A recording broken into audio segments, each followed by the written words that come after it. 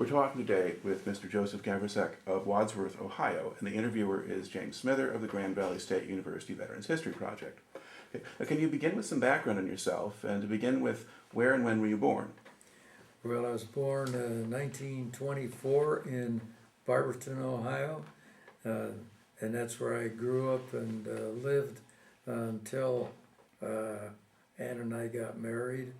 We lived for a while, and then I began to be transferred around in my job. All right. Now, what did your family do for a living when you were growing up? Well, my dad worked in a factory as a drill press operator, and my mom was a housewife, and she did a little sewing. And that was kind of in her family. Mm-hmm. Now, did your father able to hold a steady job through the 30s, or was he in and out of work? He was very fortunate in that he worked for a company that was still operating, Babcock and Wilcox Company, and he'd work maybe 1-2 days a week. Then he'd be doing things at home. We had a little bit of a garden, so he put me to work in the garden, to make sure that was taken care of. And we had a grape arbor, and he took care of that. My dad liked to drink wine a little bit until he began to have a rheumatism problem in his hands, and he quit drinking wine, and it went away. So as a result, he never drank any more wine. Stayed with beer. All right. Now, do you remember how you heard about Pearl Harbor? I happened to be, I lived, where I lived there was like an intersection on the west edge of town. They called it Johnson's Corners. And right at that intersection was 2 gas stations, and then one corner was kind of a grass field. So there were a group of us fellows my age were there kind of just lounging around, and somebody from the gas station called over and said, "Hey, Pearl Harbor's been bombed." That's the first I think this. I keep thinking it might have been a Sunday. Yeah, I'm not sure it was Sunday. It was. Yeah. Now, did you know what Pearl Harbor was? Well, I had read about it a little bit in the paper, so I had a little bit of an idea. Okay, but had you read about Pearl Harbor before it was attacked? In the news, they talked a little bit about it. Yeah, because the fleet had moved out there by then, yeah. And so it may have been in the news. Okay. Yeah. Now that happens. Now, how old were you at that point? Let's see, I was 17 going on 18. Okay. I turned 18 in February. All right. Now, at this point, did you want to go and enlist, or did you want to wait and see what would happen? Well, I began to think about enlisting because, right away some of the fellows that I knew enlisted. And some of them even quit school, in order to enlist. But I thought to myself, I want to finish high school and then see after that. And so I waited until I graduated, and my dad didn't want to sign for me. And then they passed the 19-year-old draft law in about August of 42, something like that.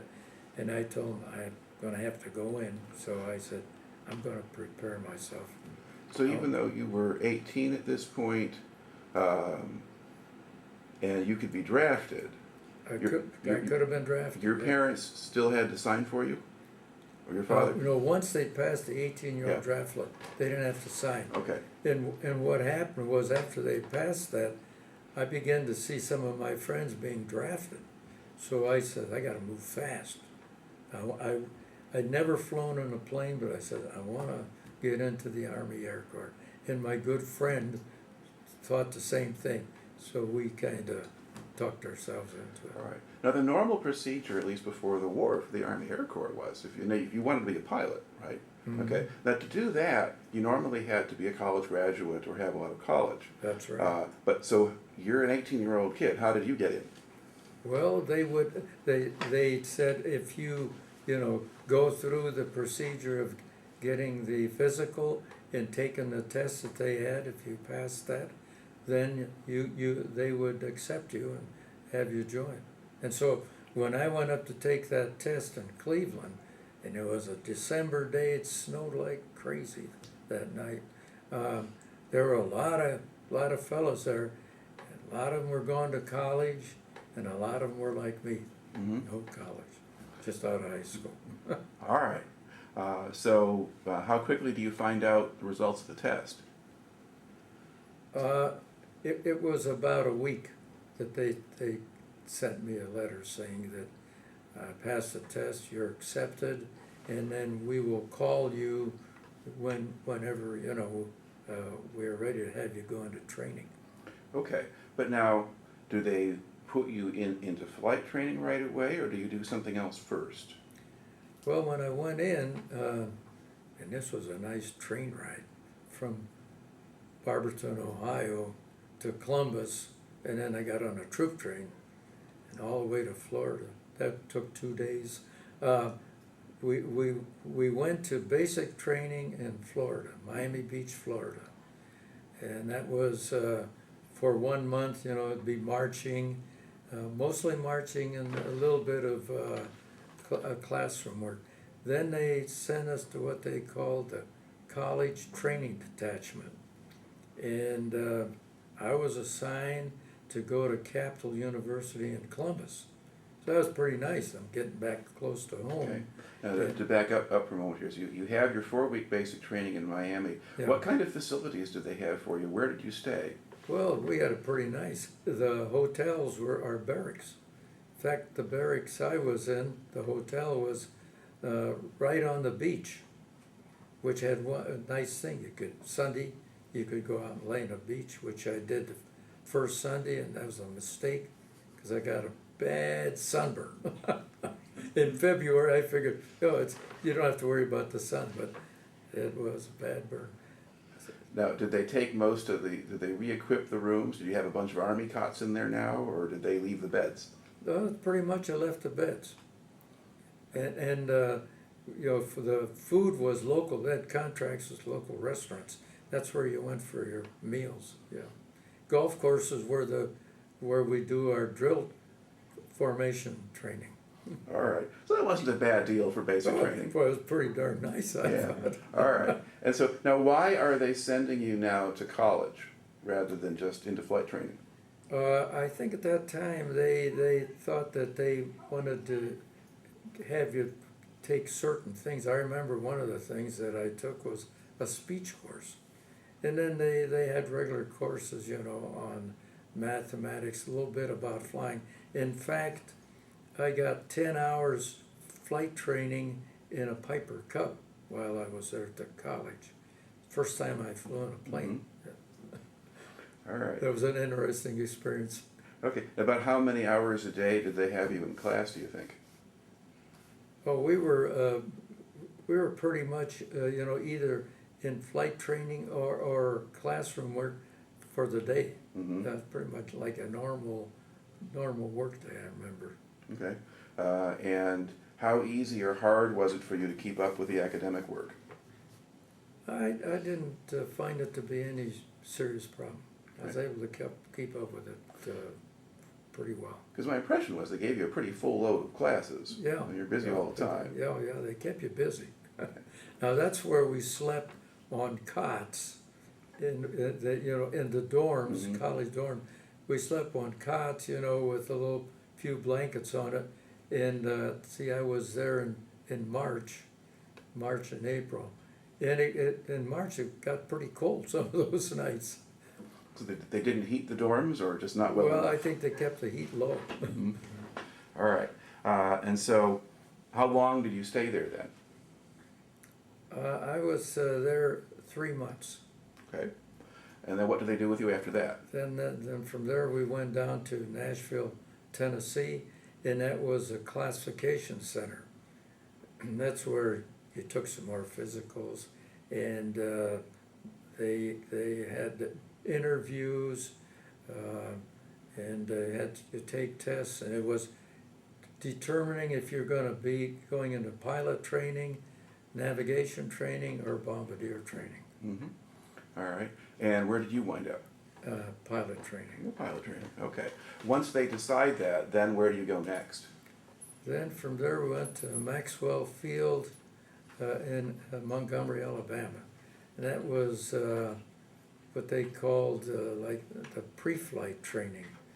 That's where you went down and they had the upper class and lower class. And you came down the first month, we were there 2 months. First month you're a lower classman. And if the upperclassmen came up, they make you march in the gutter and so forth. You know, they could command you to do different things. So you had to be cooperative. I guess that was part of training discipline. Yeah. Had they done that kind of thing to you back in your basic training? These drill sergeants or officers make you do that kind of thing? Not the hazing part, but always you would be, when you went from one place to another, it's always in formation. You'd be in a group, you know, and you have a leader, and one of the people would be leading you, giving the commands for marching, and so on. All right. Now the pre-flight, that's basically all classroom work? Classroom work, a lot of exercise and drill work. Mm-hmm. That's when you're climbing up the fence, you know, and so forth, you know. Be doing a lot of marching. That's where I was introduced to the green overall, you know, and that was your uniform. And boy, you'd go out marching, and the back of that thing would get all wet, you know, get a little white from the salt in your system. All right. And how long does the pre-flight go? That was 2 months. Okay. And now you mentioned, where in this sequence did you get married, by the way? Because you got married before you went overseas, right? Didn't get married till long after I got Oh, that was back. it. Okay, that was it. Yeah. I thought you had said earlier that you followed you around. Okay, just making sure we weren't leaving that out. Yeah. All right. So you do pre-flight, and then they keep moving you around, right? But, yeah, well, I went to Maxwell Field was pretty much getting yourself oriented and taking courses, doing all the marching and exercising. Then we went to what we'd call first flight training, first phase of flight training, and that was in Bennettsville, South Carolina. That was 2 months. Okay. That's where we flew where we went, we flew the Stearman, which was a biplane made by a Stearman company.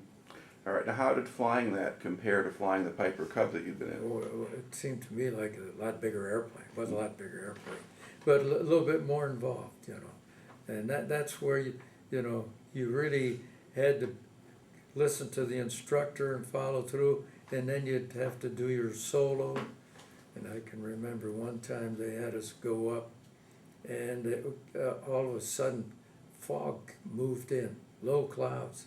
And they were shooting up the red flares, try to get everybody get back down and land, so you don't end up being lost. Some of the guys ended up having to land at other fields because you know the fog would be just in certain areas. Now this, and sometimes do they call this primary school? Was that the label they gave it? That was primary flying. Primary flying. Now, did you have guys who washed out or had accidents at that stage? We didn't have any accident at that stage. Well, we had a couple of guys ground with the plane. That is when you come into land, and if you can't hold a plane to be gone straight ahead, you know, and then you it started to turn a little bit, and then if you try to compensate, you could drag the wing on the ground, you know, it could do some damage to it. But I was in the squadron. It was right next to what they called the washout squadron, and I'd be there, you know, and I'd see that the number in that group grow. Then they would be, you know, sent someplace else for different kind of training. Right. There'd be nobody there, and pretty soon it'd build up again. So it kept me on the ball. All right. And that's the place for people who just get airsick or have other kinds of issues. We had some guys go out because they could not go up without getting airsick. All right. Now, you make it through that round fine. Where do you go next? What they call basic flying training, and that was Sumter, South Carolina. Okay. And what kind of aircraft do you have now? Well, at that point, the first month I flew what they call the BT-13. It was a lot bigger than a Stearman, single engine, and it had, a canopy, the full length of where the pilot and or where the instructor and the trainee sat.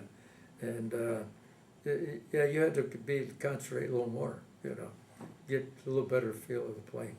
First month. Second month, they decided that they're gonna have people who would probably be getting into, 2-engine or 4-engine plane, fly what they call the AT-10. That was a 2-engine, very light plane, kind of made out of like light wood and so forth. And that was interesting. Now there, I can remember when I was in that phase, one fellow, in fact I think it was 2 trainees, one of the engines went out on the plane as the plane was coming in to land, and they saw that they weren't going to be able to land the plane properly, so they tried to go around, but the engines weren't powerful enough.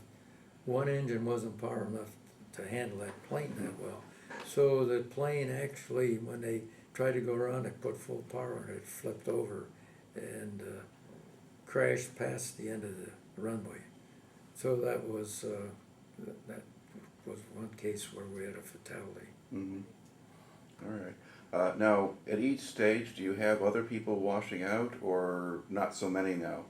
Not so many. Some at the basic flight training, not very many. Yeah. When I got to advanced, I don't remember any washing out.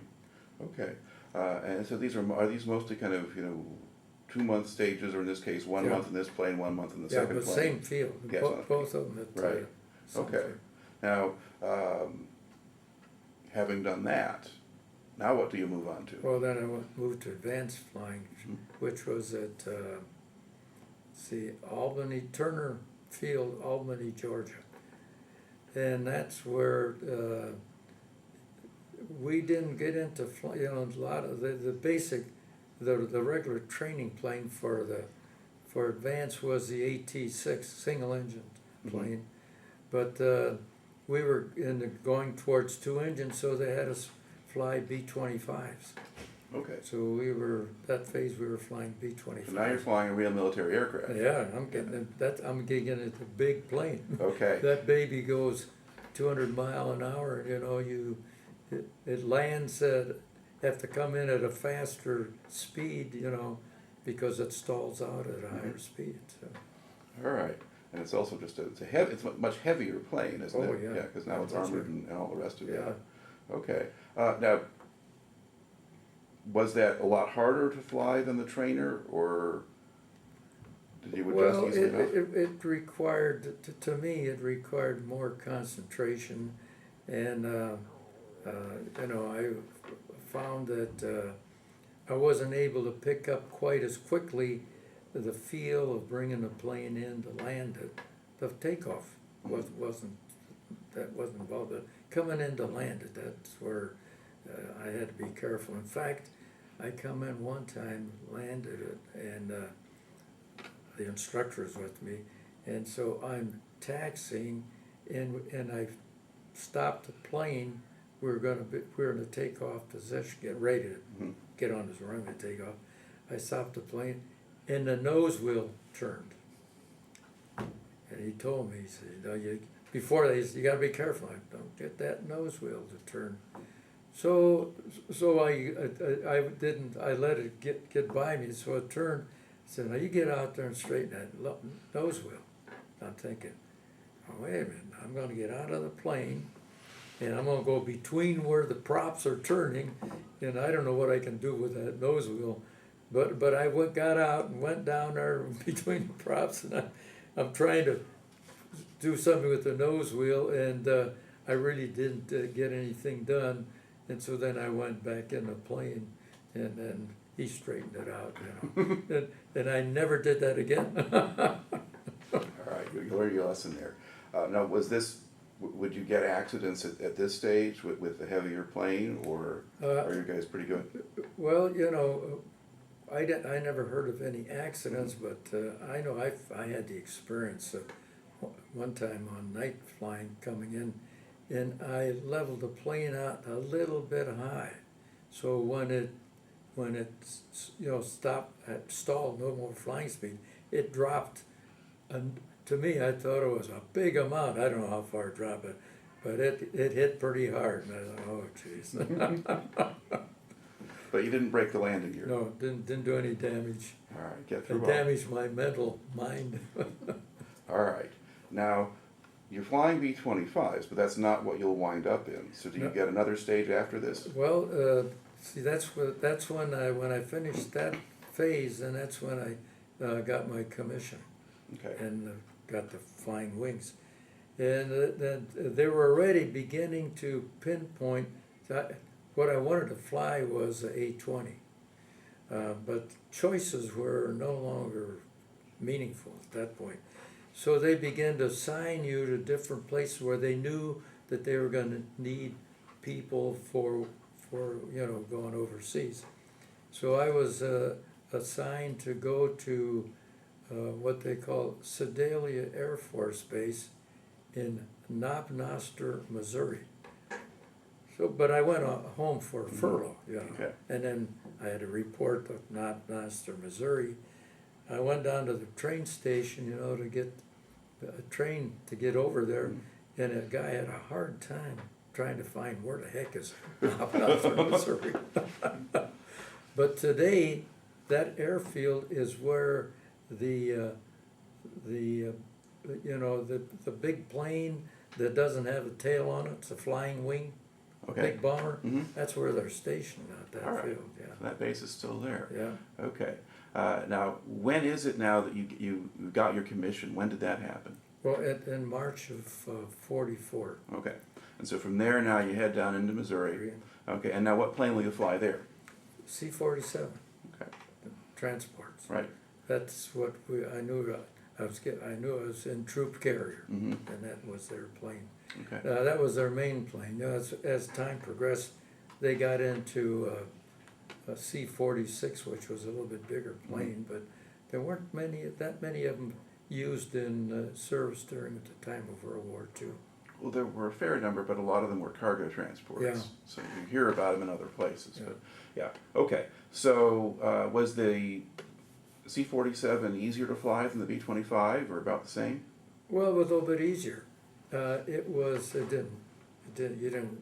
landing speed was a lot slower. I think the stall out about 68 to 70 mile per hour. Could bring it in slow, and it didn't have the speed, so you couldn't maneuver it quite easily as the B-25. But it was a very safe feeling airplane. It was a forgiving plane. You could goof up a little bit and you'd come out of it okay. All right. Now, at this point, are you simply learning just the basics of flying it, or did they have you practice the kinds of things that you might actually do later on, like dropping things out with parachutes? Oh, yeah. Or We did that, we did.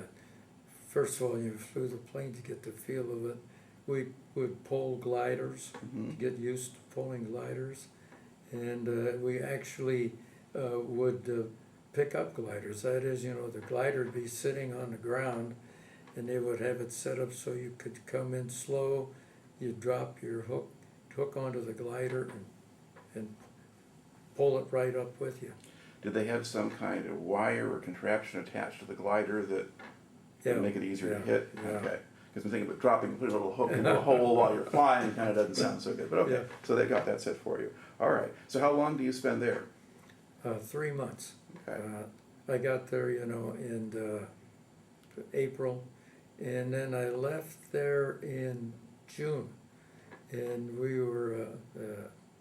I was assigned with a crew, and we were assigned to pick up a plane, a new C-47 at Bear Field in Indiana. But I had a chance to go home on furlough a little bit. All right. Came back, picked the plane up, and then we flew the plane, we landed at Syracuse, New York, and then Bangor, Maine. And Bangor, Maine was a point of departure from the States. They sent us up to Goose Bay, Labrador, and we got up there. And the thing that was interesting about Goose Bay was, this was in July. The sun, daylight never got dark, because the sun goes down, but not very far, so it's daylight all the time. We're up there for a day, and they say, "You fellas are at the wrong place. You got to go to southern Europe. You got to go down to Gander, Newfoundland." Okay. So we flew down to Gander, Newfoundland, and we had to wait about a week for the right weather conditions over the Atlantic, and we left there. Now, when you fly across the Atlantic, are you heading down to Africa, or are you? No, we're heading towards. Let's see. The name of the field was. We were heading in line for Casablanca, Marrakech. Right. So we're heading for Africa, but the northern part. Okay. So we landed. It was about a 11-hour flight, and right now I can't think of that airfield. Okay. But did you have a stop along the way anywhere? Yeah, we stopped. This is an island. There was about a 11-hour flight. Okay. We land there, just to fuel up and get a meal. Then took off from there, and we went to Marrakech. Okay. I guess it might have been in the Azores, because that's about. The Azores, that's right. Because Ascension is the one on the south. Yeah, that's way south. And that's the one they came back on when Okay. they came back. All right, but the Azores would be about the right place for you Yeah. to stop and get over there. Okay, so you get there. So when do you actually arrive in Africa then? Is it still June, or is that July now? No, it's early July. Okay. Early July. Then we get into Marrakech, and that's where I see, riding from the field to where we're going to stay overnight, where I see the guy with the like a white nightgown, all good. Right. He's walking along. Pretty soon he stoops down, and he gets up and walks along. That's how they do things over Yes. there. And then from there we went to Algiers and landed at Algiers. And boy, that's where, the old movies about, some of the movie stars were in, where you had these, the good people and the bad people run after you. Then we went to Tunisia, and that's where I could see still a lot of damaged German aircraft sitting out there, on the edge of the field, just laying there. Okay. Then from there we flew right into Rome. Okay. Capodichino Airport at Rome. All right. So does that become your base for a while now? That's the base. That's All our right. base. Okay. And then what unit were you joining there? It was, we're in the 12th Air Force, 64th Troop Carrier Group, and I was assigned to the 35th Squadron. Okay. All right. And these are all. And now, do you get to keep the C-47 you brought over, or do they give that to somebody else? They don't. You didn't stay with the given aircraft. Okay. You would fly different aircraft, and maintenance would keep them up shape. Okay. Now, what kind of facilities or accommodations did you have on that base? Well, first of all, they had to lengthen the airfield for us. Italian airfields were short. They're like a ball peen hammer. They're short airfield with a turn circle at each end, and their planes they had a lot of wing area on their airplanes, and they would fly at slower speeds, land at slower speeds. But the housing facility was bombed out buildings, So the building we were assigned to was, first floor was okay. Second floor, part of the roof was gone, so we'd stay in the first floor, and then the rain didn't bother us any. But the shower was a problem. They had a garage, and the truck would come around that had water in it, and they would pour the water into the big, like, tub that was on top of the roof, and they had a little pipe coming down, and so then you'd turn the water on there. Of course, that was cold water. Yeah. I did that a couple times, and I thought, it's gotta be a better way than this. And so we found out in town that they had these places where you can, a bathhouse, and you could go in and you'd have your own stall, and you have warm water and so forth, So that was really nice. Far better. All right. Now, how quickly do you start flying? Right away. Okay. And we get over there. In fact, they were beginning to make preparations for the invasion of southern France. And that was one of the fields where a lot of the planes would be going from. But what our duties included, we did a ferry flying. In other words, we'd fly mail around, supplies, people going from one place to the other. So you might get assigned a flight where you'd have to make 3 or 4 stops, and you're making deliveries or picking somebody up. Okay. Now, for those flights, how far afield would you range? Just in Italy proper, or to Sicily, or Africa, or? Well, we'd get all around Italy, and we'd maybe go over into Corsica, and then after southern France, then we might make trips into southern France Right. too. Okay, so sort of the first big thing you're involved in then, the invasion of southern France? Yeah. Okay, so what did you do during that? This is like early August. August 15th. Yeah, okay, so, okay. First flight, we pulled in, we brought in paratroopers and dropped them, and it was just before it got daylight. And then the Now, second on, flight. on that flight, had you ever dropped paratroopers before in practice? We had dropped them in practice, in Okay. part of the training that we did. All right. Then the second phase, we pulled in gliders with heavy equipment. All right. And some of those, they thought all of the fields that they had signed us were gonna be clear, but some of them weren't. They had some barriers up there, so some of those gliders had heavy damage when they come in. Yeah, well, it was a very dangerous way of Yeah. doing things. Okay. Now, when you were flying over, did you have any problems with anti-aircraft fire or things like that? Flying over to southern France, not that. I didn't have any there. It's when we supplied partisans, dropped supplies to partisans. That's where we would get it. Okay. Now, where would you fly to drop those? Northern Italy. Okay. Yeah. So you weren't going across to supply the ones in Yugoslavia or anything like that? No, one of the groups that I was familiar with did that.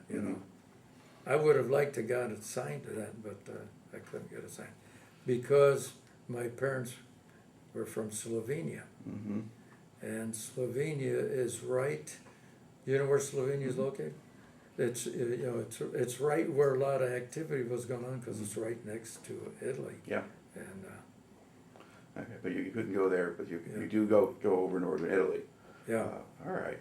And so and then basically, so you take paratroopers, you take gliders, and then pretty quickly do you start flying supplies or personnel over to France? Well, pretty quickly we were sent up to Marseille.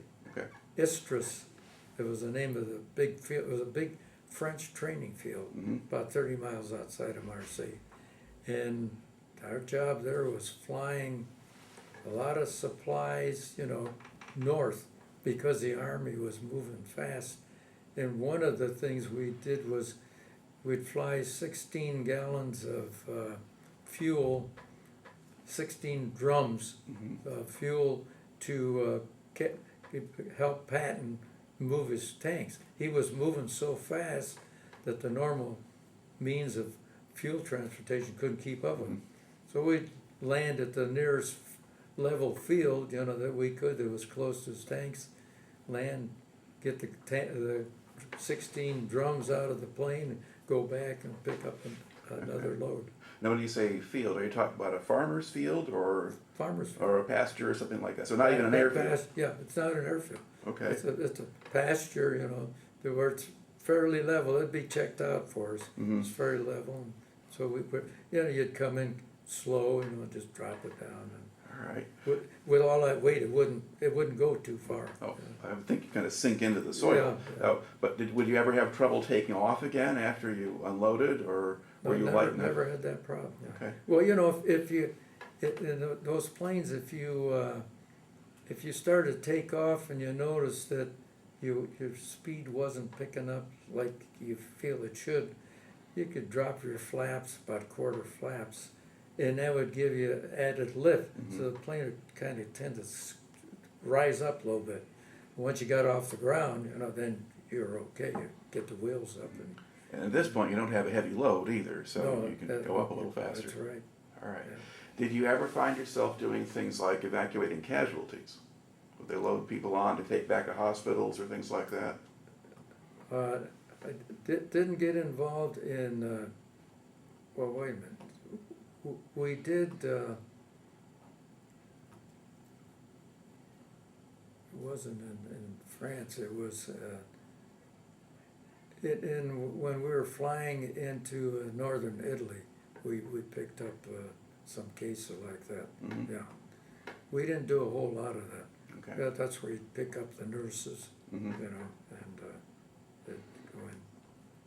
All right. On the whole, how dangerous was your job, do you think? I mean, what kind of losses does your squadron take in terms of accidents or anything else? The squadron didn't, it wasn't like, say, a bomber or fighter group. There's a high casualty rate. We had some casualties, but it wasn't a big number. Some of it, I remember the two fellows that I got to know real well. What they did is they were on a mail route, delivering mail and so forth, and they got themselves into the center of Italy, where it's a little bit hilly, mountainous, and they got into a valley, and the clouds were low, and it was a dead-end valley. They couldn't turn around. They tried to, but they couldn't make it. Mhm. That was one case. Another case, they were having some kind of a couple planes up, and they wanted to have pictures made of the planes, formation and so on. And something happened that one of the planes got out of kilter, and one plane crashed as a result of that. Mhm. Yeah. All right. Now, how often would you fly? Probably, I think I'd probably average maybe 5 days a week. Okay. And would it be just weather that would keep you from flying, or? Usually, if the weather got bad enough, we wouldn't fly. Well, it was, it would be a case of, was there enough missions to be accomplished? And if they didn't have a big number of missions, then there wouldn't be that many flights assigned. And so, do they just tell you each morning what you're going to do, or do you get some more advance warning? You'd know the day before. Okay. You'd know the day before. All right. And what do you do when you have a day off? Well, I'd go into Rome once in a while. I didn't venture around to where I'd maybe go 25, 30 miles away. Some of the guys would do that. But I worked in operations, so I would be doing operations type work, which was, getting flights lined up, for the particular squadron. Now, how did you wind up with that job? I don't know. Yeah, Okay. I know I did at one time, when I first got there, probably after the invasion of southern France, and I made a flight in with one of the more experienced pilots and an experienced navigator. These are fellows that were with the group when they were in India for a while, and it's getting to be dark, And so we're outside of Marseille, wanting to come back, but we're gonna have to land because we didn't have that much fuel. A day before, I had flown up into that area, and I remember seeing an airfield. Not a big airfield, but just like an auxiliary field.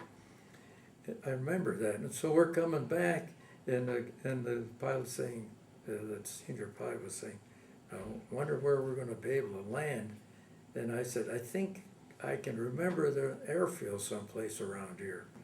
And so we were able to spot it because they were able to have some radio contact with them.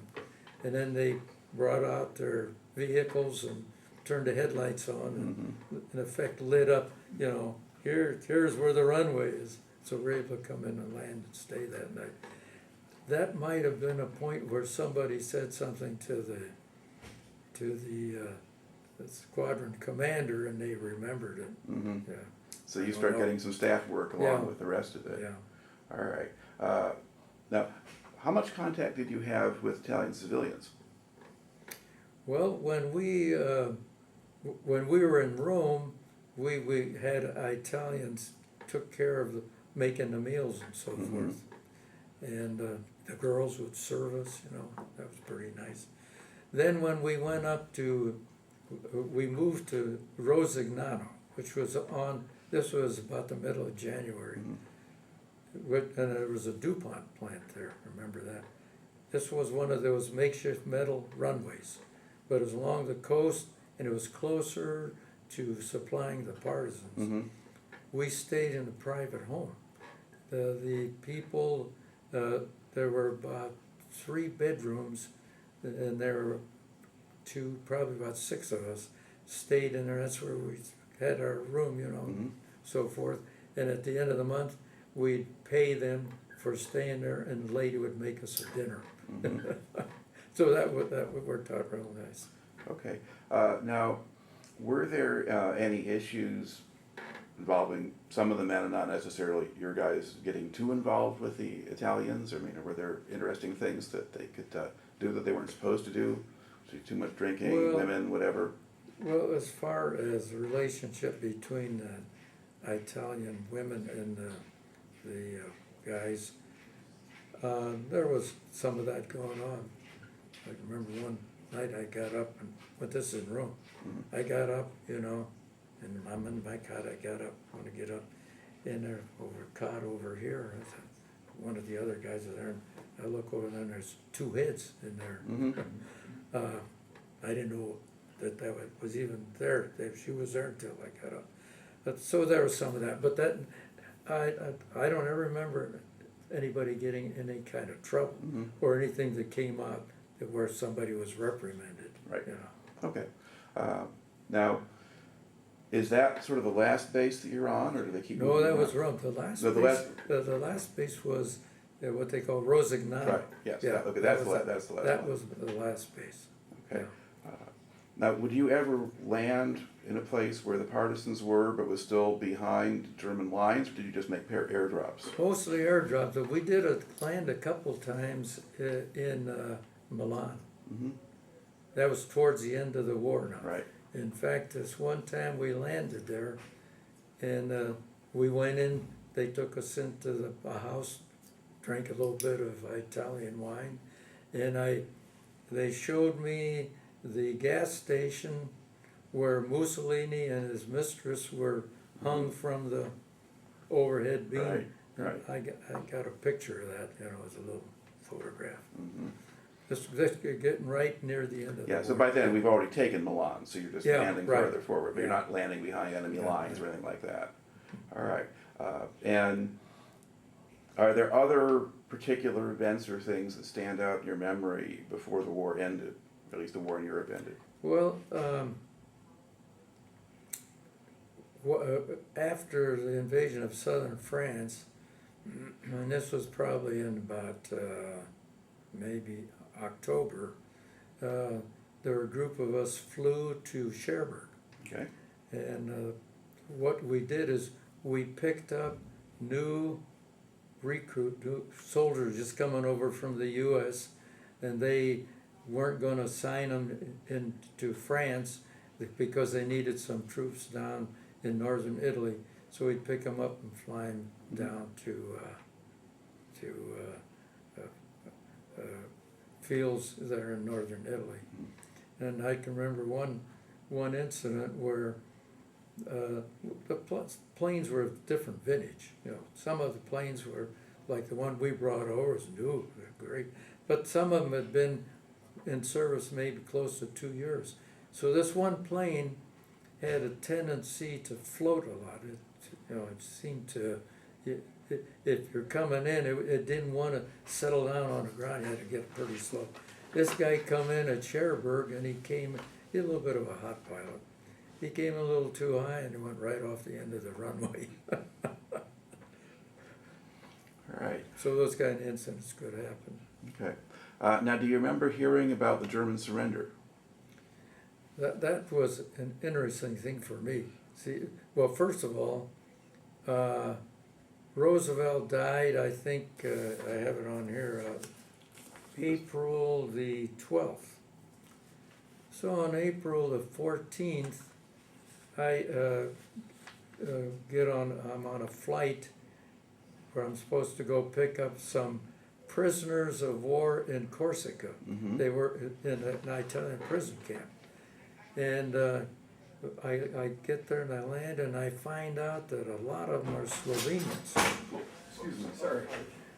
A lot of them are Slovenians, and of course, knowing, since my parents were there, I could speak a little Slovenian. So I'm talking to them, and I find out from them that Roosevelt died. Mm-hmm. I hadn't even heard of it yet. All right. Now, were these Slovenians, were these people that the Germans or Italians had taken prisoner and put over there? Italians had taken them prisoners. Yeah. And and then they put them over there. Mm-hmm. And then they, when Italy capitulated, I think at that point, the U.S. didn't want to get involved taking them back because Mm-hmm. they still didn't control Slovenia. Right. Yeah. So they were just kind of stuck there. Yeah.